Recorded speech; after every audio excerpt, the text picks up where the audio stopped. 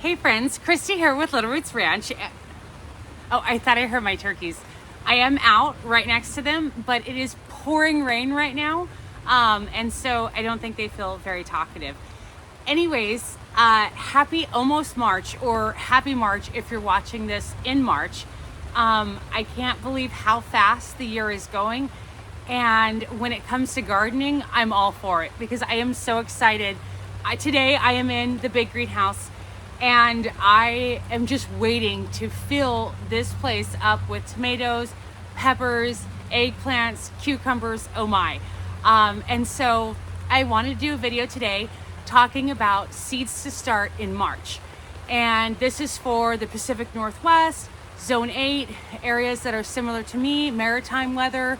There are a lot of different areas, but definitely more specifically to the Pacific Northwest, as our springs are a little slower to warm up. But anyways, so today I'm going to be talking about 3 different types of seeding. The first one is sowing outdoors, and that is just as it sounds, outside, just sowing directly into the ground. One thing to note though is that no matter what you're sowing, your germination, considering the weather, will take a lot longer. So if you're not a patient gardener, waiting for or sowing indoors might be better. But if you do sow outside, just know that when those seeds are ready, they'll come right up. Okay, so then after that, I've got a small section on things to sow under cover. And so that would be like in this big greenhouse, or under a caterpillar tunnel, or a high tunnel, or under fabric, or a cloche, or whatever you have that provides a little bit of a break from the cooler temperatures and also the rain, and just helps.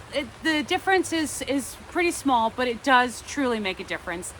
And then number 3, which is everybody's favorite, is sowing seeds indoors. So, okay, so we'll get right to the list because I know that it's so exciting, and this phase of gardening is starting so many things and trying to remember the needs of your hot crops versus your cool living crops. And that is something that I would really honestly caution about.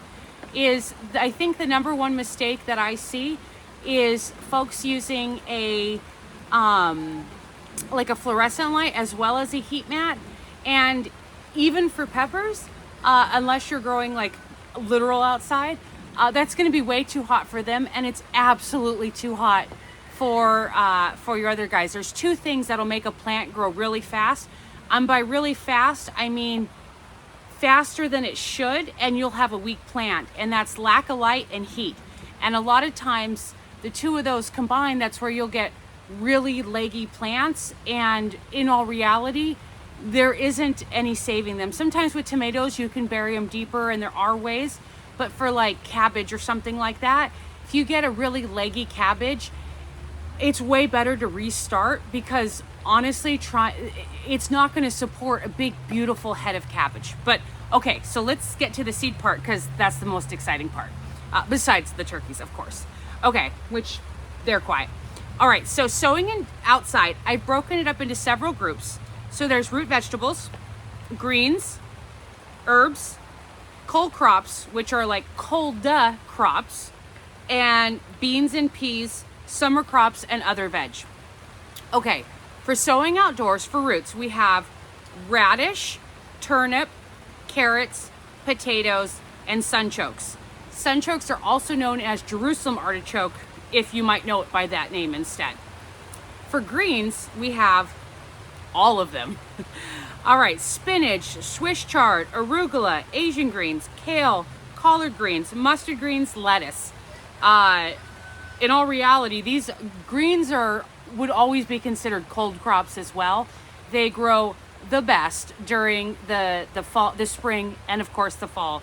Most of them do pretty okay during the summer. Not spinach, but most of them do okay. But all right, now for herbs. We've got cilantro, fennel, parsley, calendula, and poppy. Now, I understand that poppy's probably not an herb, but I thought it was a good way to categorize it because I do save the poppy seeds and put them in my bread, so maybe herb.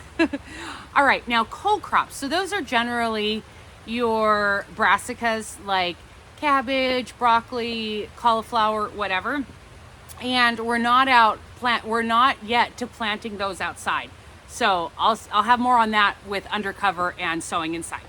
But all right, and then there's beans and peas.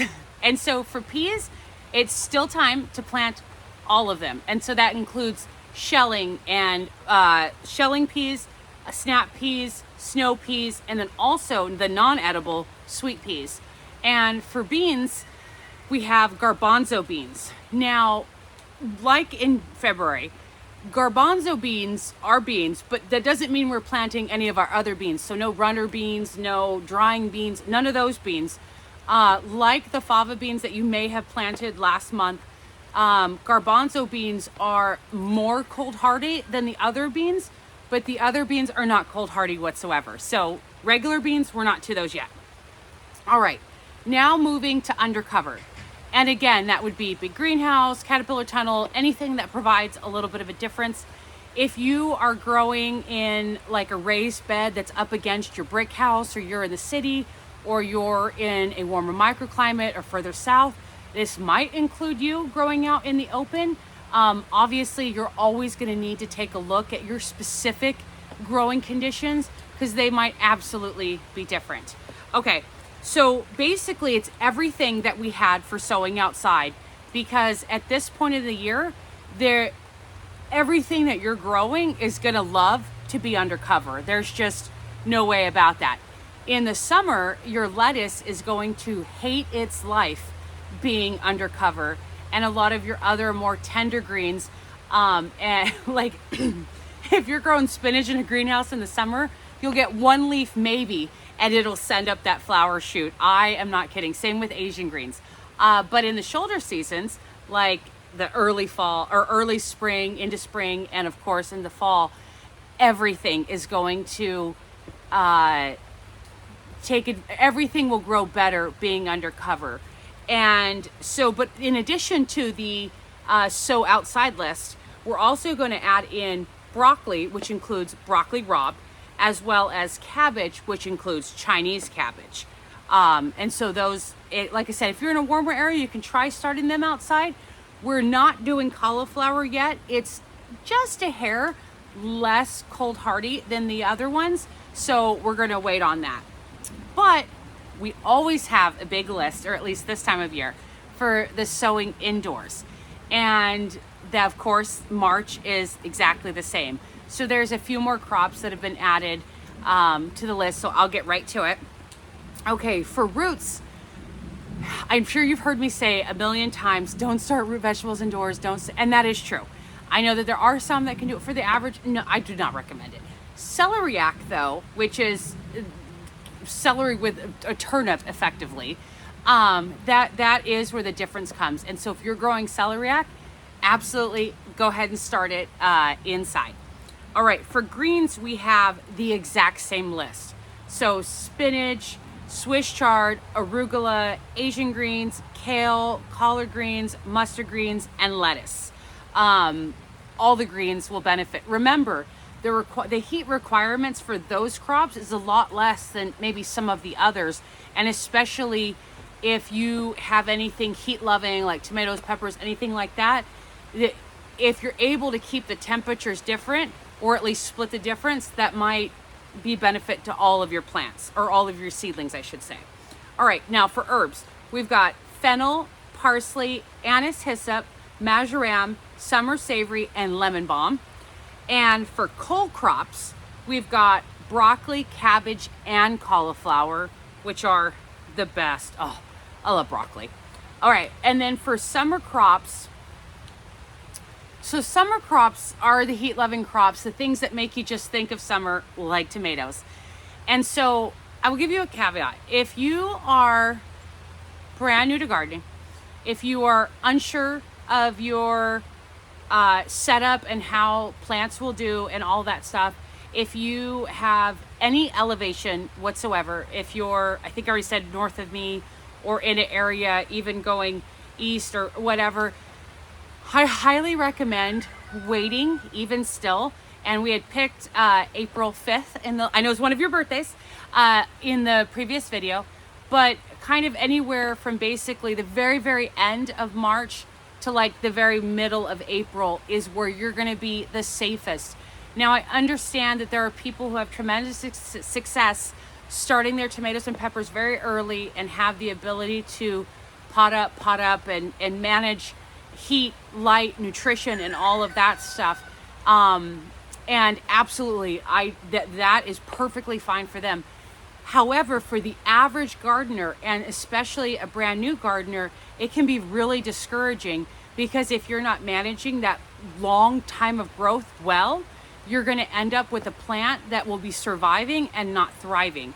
And so I know it's so hard to wait, but if you're able to, or you're not sure, or you can do both, start some now and start some April 5th or whatnot.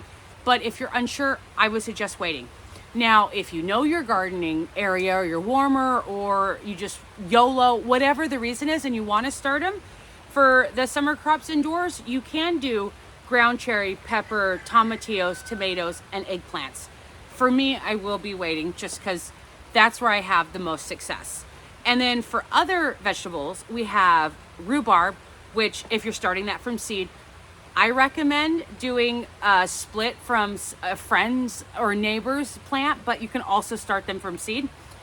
Celery, chives, leeks, and scallions.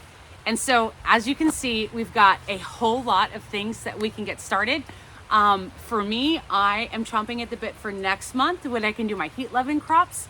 But nonetheless, I am going to start my initial sowing. Actually, today is Sunday, and I've got dinner with my best friend, and then we're going to do a seed swap. And within the next couple days, I'm going to make some soil blocks and get my little hot house up and running, and to start seeds inside. I understand it'll be outside, but it is temperature controlled, so it'll be like it's inside.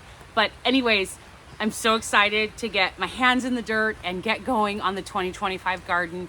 If you've made it this far, thank you so much for watching.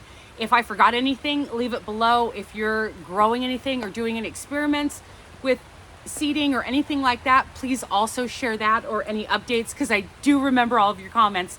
But anyways, happy gardening, happy March, and see you in the next video. Bye.